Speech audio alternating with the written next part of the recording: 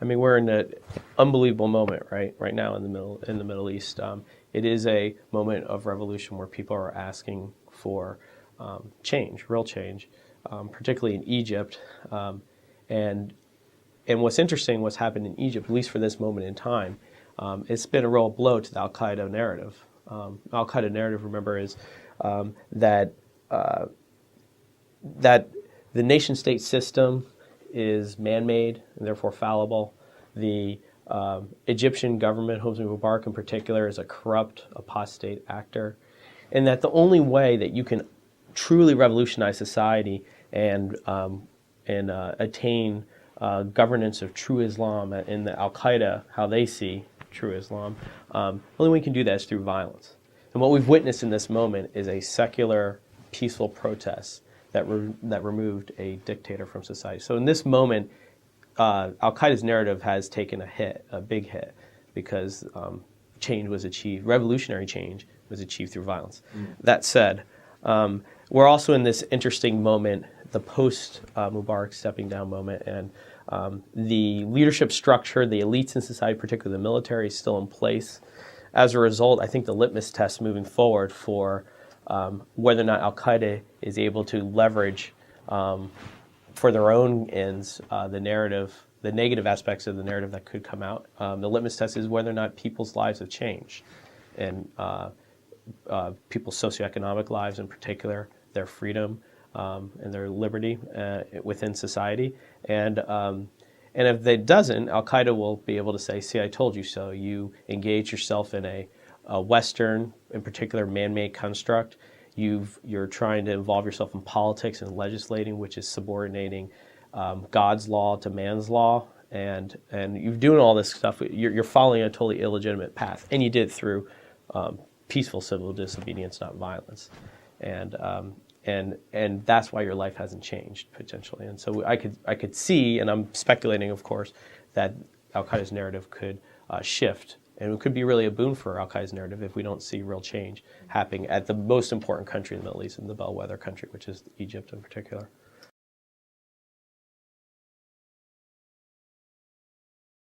We do that quite often because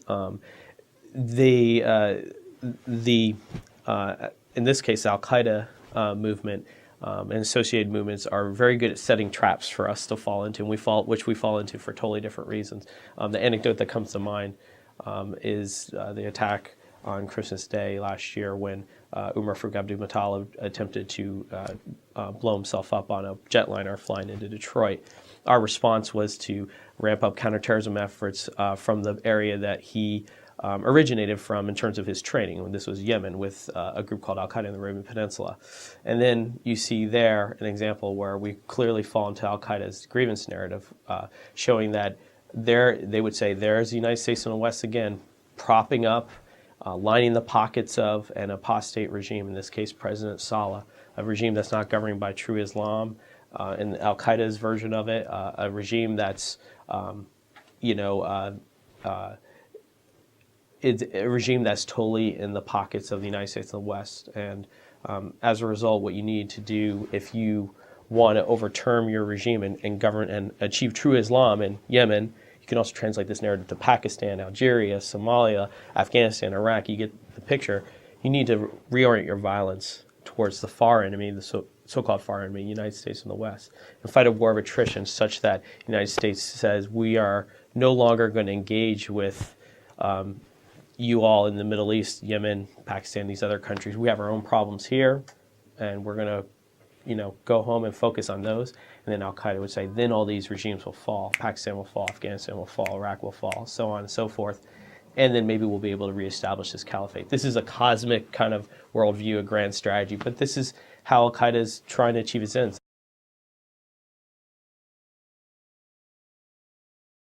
In the domestic context, we have civil liberties. I mean, this is the most important difference, and it's great. And the freedom in our society is something to be obviously cherished, but it does make it difficult in finding the would-be Nadil Hassans, the would-be Faisal Shahzads, the would-be Najib al-Azazis, would-be Brian Neal Venuses, all these individuals, American citizens who attempted to conduct attacks or did execute attacks here in the domestic homeland. And so the FBI is constantly,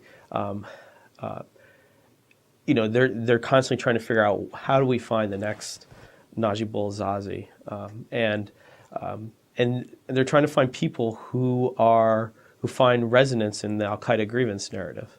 And it is a difficult question that the United States is, in this lead CT agency, counterterrorism agency, FBI, is struggling with.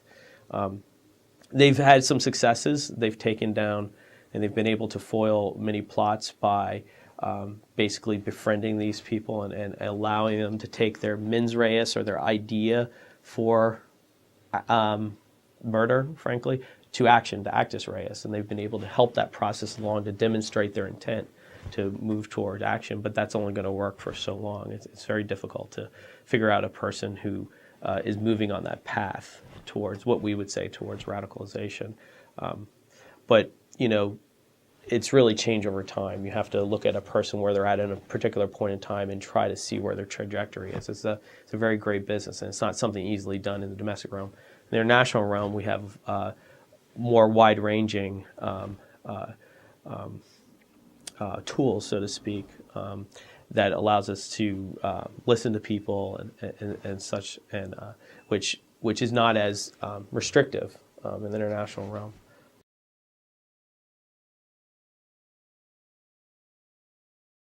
The most essential elements of leadership are actually transcendent, and although different things receive primacy in different moments in time. So the leaders that I most appreciated and I've looked up to, and that I try to model my own leadership after, kind of had two particular aspects to their leadership dynamic. One is a service-driven leadership, a leadership is fundamentally selfless.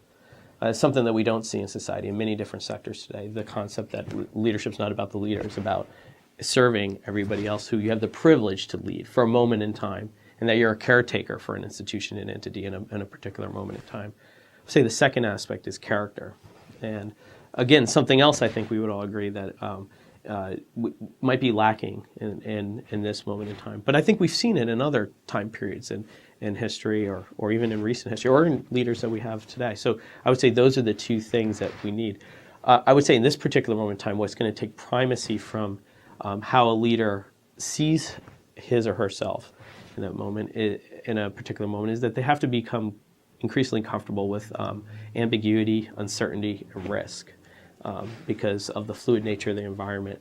And so I think many times the best leaders, particularly who are running complex organizations that operate at the tactical, operational, strategic level, instead of leading from the front, that's cliche, someone should always lead from the front and share hardship with the people that you're leading, but leading from the center and be able to look left, right, forward, and backward, and all around yourself, and be able to take good stock and a good survey of what's happening in any moment in time and seeing how it all fits together.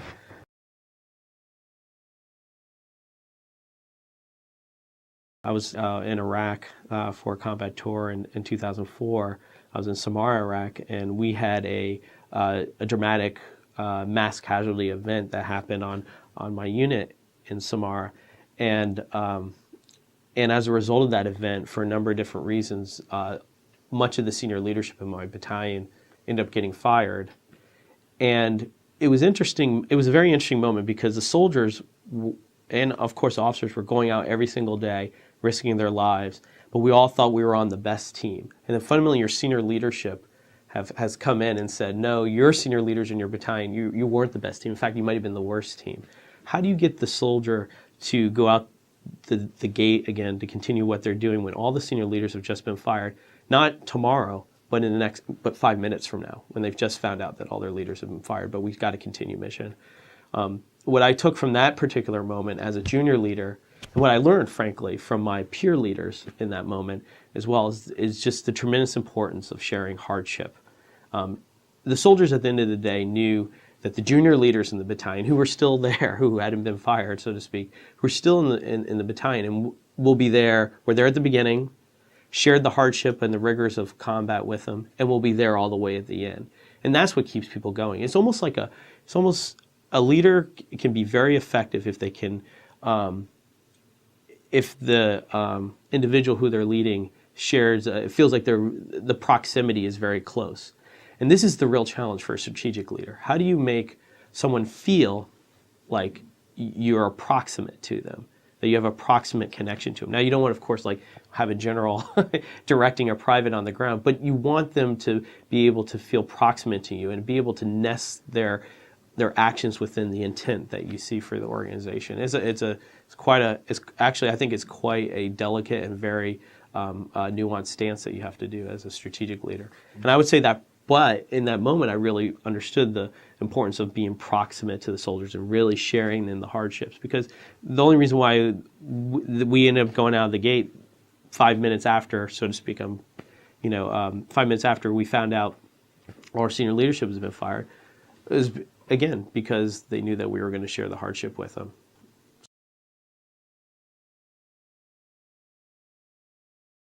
I had a very unique set of experiences, and I really got to test my leadership, fail and succeed, which is an incredible opportunity at a very young age with relatively large organizations, as many as 300 people we had in our company in Iraq at that time. But it's very insular. The military, the dynamic and the style of leadership is narrow, and it has transcending principles. But it's very narrow to the culture of the military. What was really neat about coming to the Kennedy School is circulating with people from all walks of life, right, and different kinds of backgrounds, and learning from their perspective how to lead different kinds of organizations and how to position yourself in the organization and such, in civilian agencies or international agencies. I'd say second is valuing the analytical aspects of leadership. The human dimension of leadership is what you get very up close and personal and intensely in the military. You learn what makes people tick and how to get them to do things that they wouldn't otherwise do. But I think sometimes in the military, at least at the junior officer level, which is where I was at, sometimes the analytical aspects of leadership, understanding, basically doing statistics and stuff and understanding how to allocate scarce resources is undervalued, I think, a lot of ways. And I think here at the Kennedy School, I gained a greater appreciation. And in fact, I can see how that transcends very quickly to being a strategic leader because you're allocating resources, I think, all the time.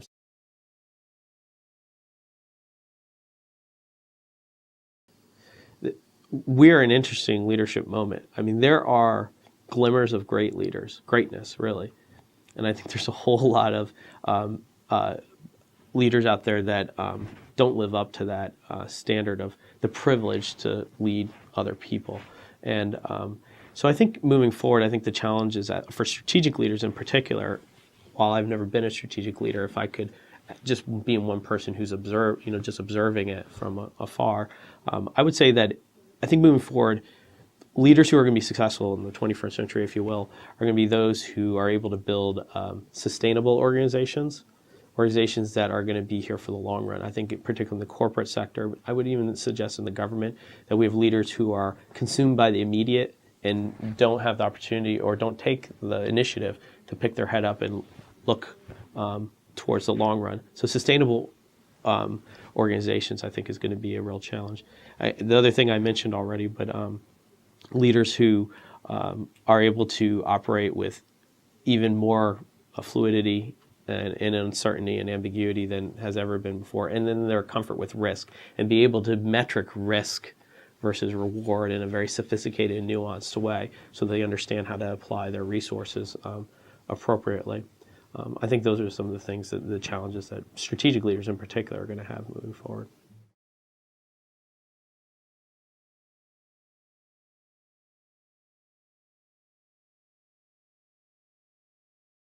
Post Mubarak stepping down moment, and the leadership structure, the elites in society, particularly the military, is still in place. As a result, I think the litmus test moving forward for whether or not Al-Qaeda is able to leverage for their own ends the narrative, the negative aspects of the narrative that could come out. The litmus test is whether or not people's lives have changed and people's socioeconomic lives and time. It's been a real blow to the Al-Qaeda narrative. Al-Qaeda narrative, remember, is that the nation-state system is man-made and therefore fallible. The Egyptian government, Hosni Mubarak in particular, is a corrupt, apostate actor. and that the only way that you can truly revolutionize society and attain governance of true Islam in the Al-Qaeda, how they see true Islam, the only way we can do that is through violence. And what we've witnessed in this moment is a secular, peaceful protest that removed a dictator from society. So in this moment, Al-Qaeda's narrative has taken a hit, a big hit, because change was achieved, revolutionary change was achieved through violence. That said, we're also in this interesting moment, in particular, their freedom and their liberty within society. And if it doesn't, Al-Qaeda will be able to say, see, I told you so. You engage yourself in a Western, in particular, man-made construct. You're trying to involve yourself in politics and legislating, which is subordinating God's law to man's law. And you're doing all this stuff. You're following a totally illegitimate path. And you did it through